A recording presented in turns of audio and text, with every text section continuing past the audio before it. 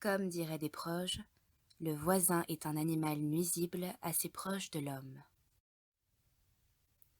Ça, c'est chez moi. Ville de Charenton-le-Pont. Petit bled sympa à proximité de Paris dans le 94, desservi par le métro et par le bus. Enfin, hormis en temps de grève, bien sûr. C'est une ville assez tranquille, sans embrouille, une ville dont on n'a pas à se plaindre. La seule chose, disons, dérangeante, ce serait ça. Écoutez bien.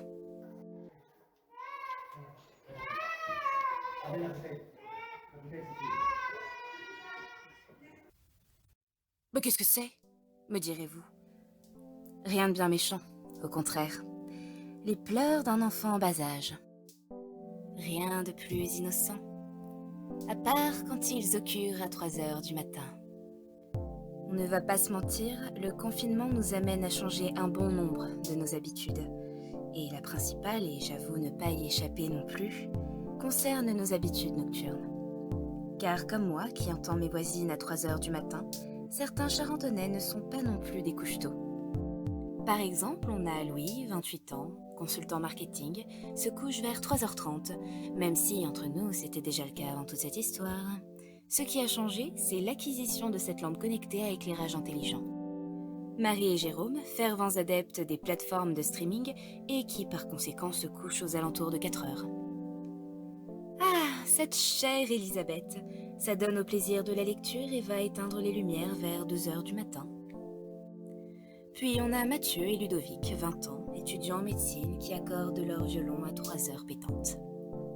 Par contre, rien ne changera les habitudes de Madame Bernard, quelque peu maniaque sur les bords. À 21h, les volets sont fermés et ne rouvrent que le matin au lever du soleil vers 6h30.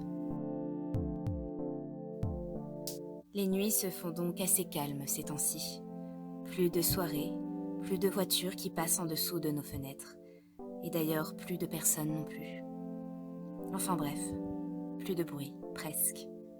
Seulement le son des oiseaux, qui eux continuent de chanter, nuit et jour. L'univers, lui, continue de vivre. Les nuages continuent leur périple, le soleil se lève chaque matin et la lune prend sa place le soir. Les oiseaux prennent leur envol. Seul notre quotidien est à l'arrêt.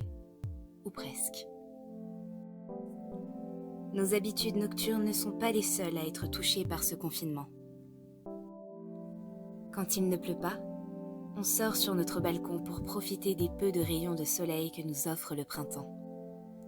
On travaille à domicile, en télétravail. On est en visioconférence, en conf call, comme diraient certains. D'autres sont au chômage partiel. Et puis le reste continue ce cercle infini qu'est le métro, boulot, dodo. On sort faire des courses, certains font leur jogging, promènent leurs chiens. Les écoles sont fermées, les restaurants, les parcs et les centres communaux aussi. Certaines personnes sont parties dans leur résidence secondaire, laissant les volets fermés, les lumières éteintes.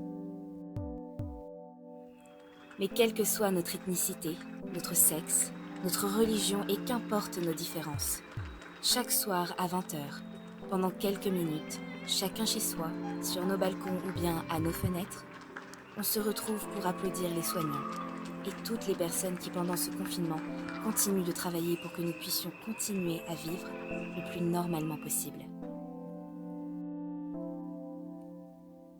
Parfois, il en devient donc plus facile d'aimer l'humanité en général que d'apprécier le voisin d'à côté.